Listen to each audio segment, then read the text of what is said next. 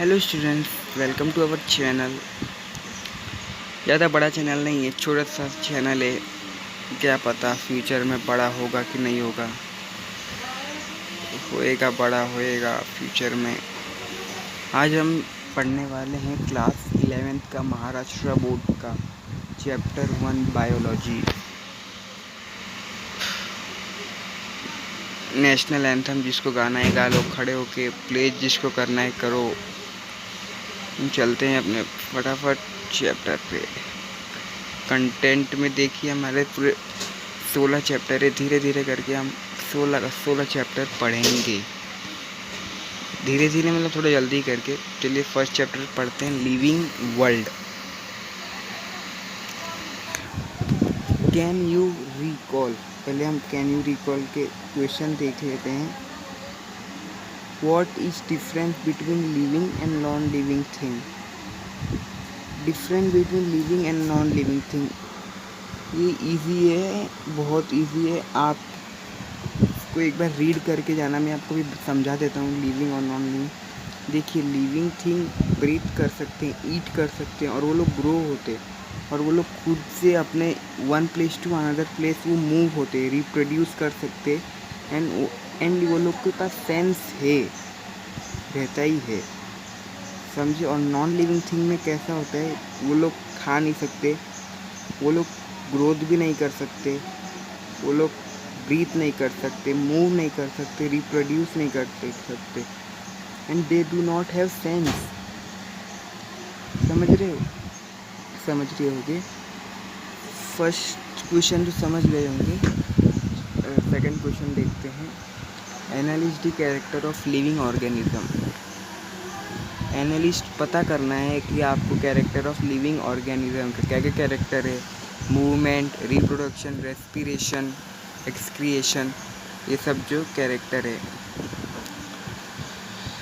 2 marks का आएगा question, तो 6 पॉइंट लिख देना, 4 पॉइंट लिख देना, 5 पॉइंट लिख देना। ऐसे 3-4 मार्क्स का क्वेश्चन आएगा तो 8-8 पॉइंट लिख के आना। जैसे रिप्रोडक्शन एक लिख देना, एक मूवमेंट लिख देना, रेस्पिरेशन लिख देना, ऐसे लिख देना।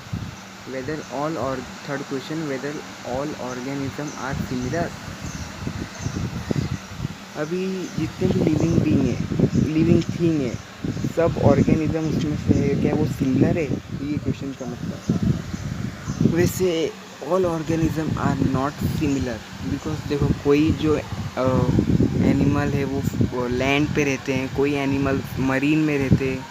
ऐसे ही all organism are not similar. No, all organism are not similar as they are classified into various group. Some organism live in water, some on land. तो थर्ड वाले का आंसर है no, all organism are not similar as they are classified into various group. Some organism live in water, some on land.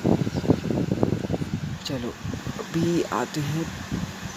Planet earth is made of biotic and abiotic component. This biotic component are obviously the living being present around us. जो biotic का मतलब क्या है, living being, और abiotic का मतलब non living being. हाँ, समझे ना।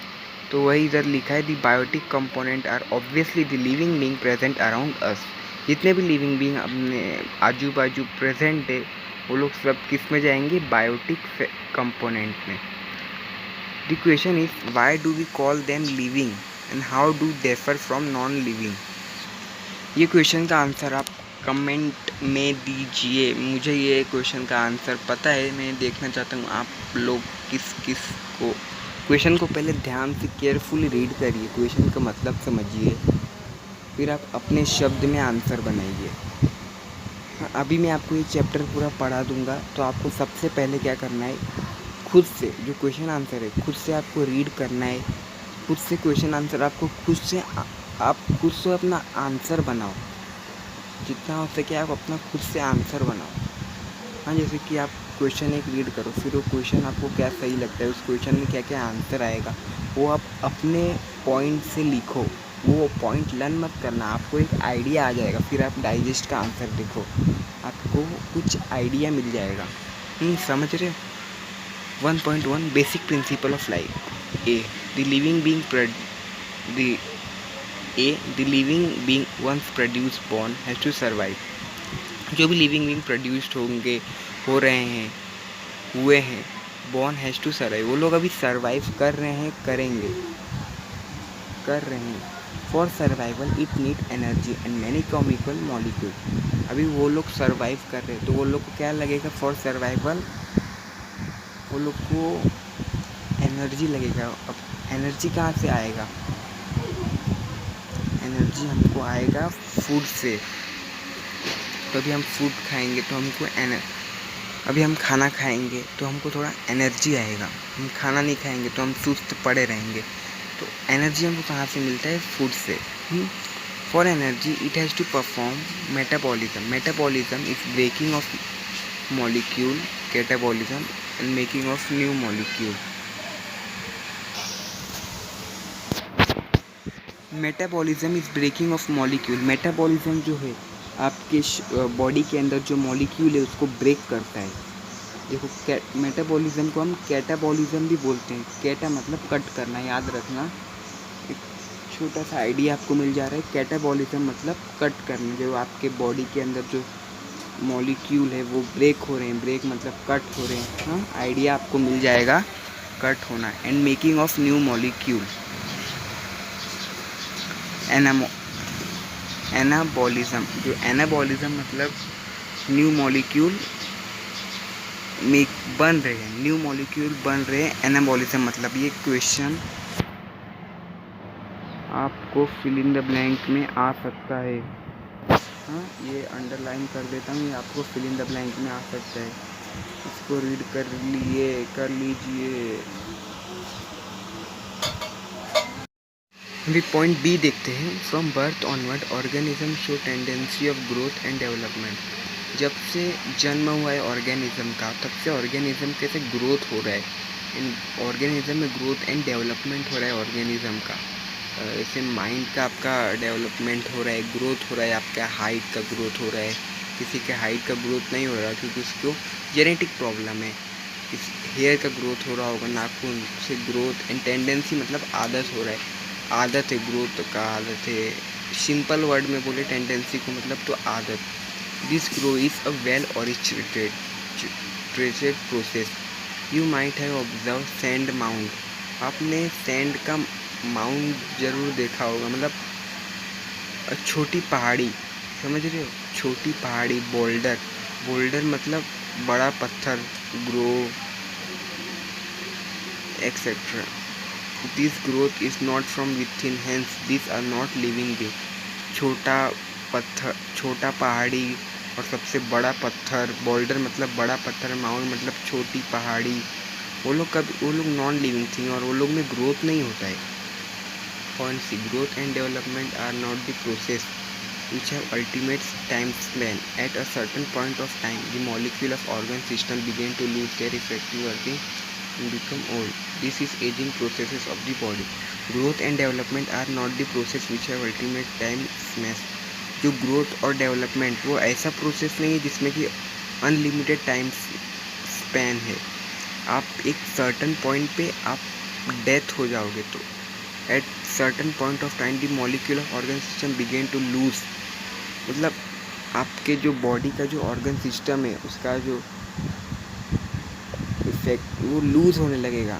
आप एजिंग मतलब बूढ़े होने लगोगे. आप बिकम ओल्ड. देख रहे हो, आप एक बूढ़े होने लगोगे. Become old at certain point.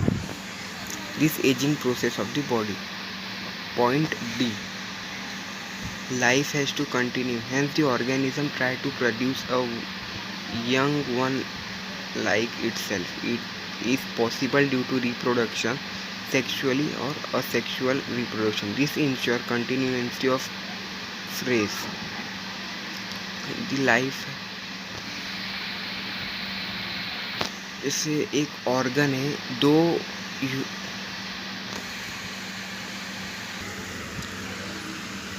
Organism जैसे न्यू प्रोड्यूस हो रहे हैं. 10 रुपया. Point D. Life has to continue, hence the organism try to produce a young one like itself. नए ऑर्गेनिज्म प्रोड्यूस होंगे, it possible to due to reproduction. जो नए human being organism produce होंगे वो कैसे होंगे? रिप्रोडक्शन से। रिप्रोडक्शन कितने टाइप के होते हैं? 2 टाइप के होते हैं, सेक्सुअल और asexual. This ensure continuity of race mules sterile. ये आप स्टेरलाई देख रहे हो, इसका मतलब होता है,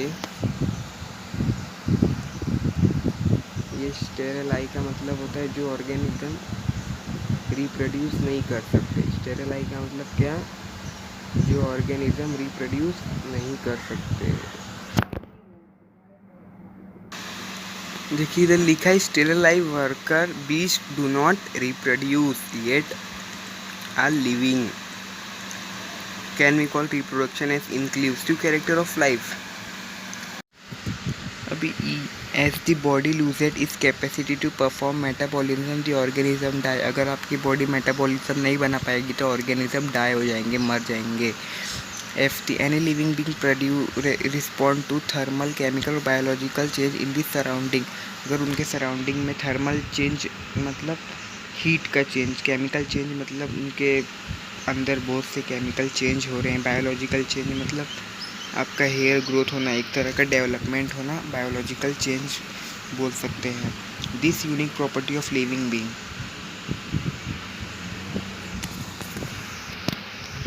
there is an immense diversity in living organism. अब मतलब बहुत सारे डाइवर्सिटी है लिविंग ऑर्गेनिज्म में। Since time immemorial variety of organism are living together on earth in order to understand the interrelationship between living and non living as well as between two living being और group. Systematic study of this is essential.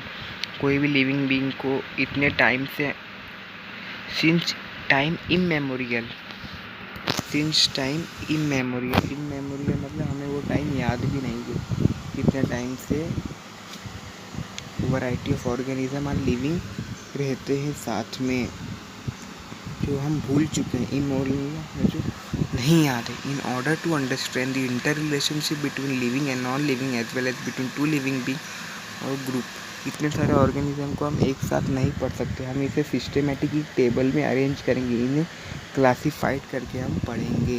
अब जो भी जैसे अभी हमने classified किया table को, table में एक पेज पे हमने क्लासीफाइड किया कि ये एनिमल इस कैटेगरी में जाएंगे, ये एनिमल इस कैटेगरी में जाएंगे। तो ये जो डाटा है वो इंडस्ट्रियल लेवल पे यूज़ होंगे, क्योंकि कोई ना कोई तो इंडस्ट्री वाला कंपनी वाले को अभी काम पड़ा कि हम मुझे ये चाहिए, जो भी दवाई ववाई बनाते हैं कंपनी में काम पड़ा कि मुझे ये चाहिए, तो वो अभी जाएंगे नहीं कि एक एक बंदर को पकड़ेंगे, उनका पूरा क्लासीफाइड करेंगे। उनको इतना टाइम नहीं रहता वो लोग के पास। तो कुछ लोग होते हैं वो लोग क्लासीफाइड करके रखते हैं। This data is also important for industrial and agriculture. वही चीज़ जो मैंने अभी आपको बताया, intensive laboratory and field study in order to identify and classify the organism from strong basis of meaningful useful of collected data. Some if we need to study this diversity, certain aid called taxonomical aid can be used. If we need to study this diversity, certain aid called taxonomical aid can be used. This include herbaria, botanical garden, museum, biodiversity parks, etc. Taxonomical aid मतलब collection of data with various amount or in various field like herbivorous, museum, garden, biodiversity parks, etc. Taxonomical aid मतलब collection of data। और ये बाकी का can you tell think about it हम ये सब next lecture में शुरू करेंगे। आई होप आपको पूरा समझा होगा अच्छे से। समझा है तो प्लीज़ लाइक शेयर सब्सक्राइब कर दीजिए and thank you very much.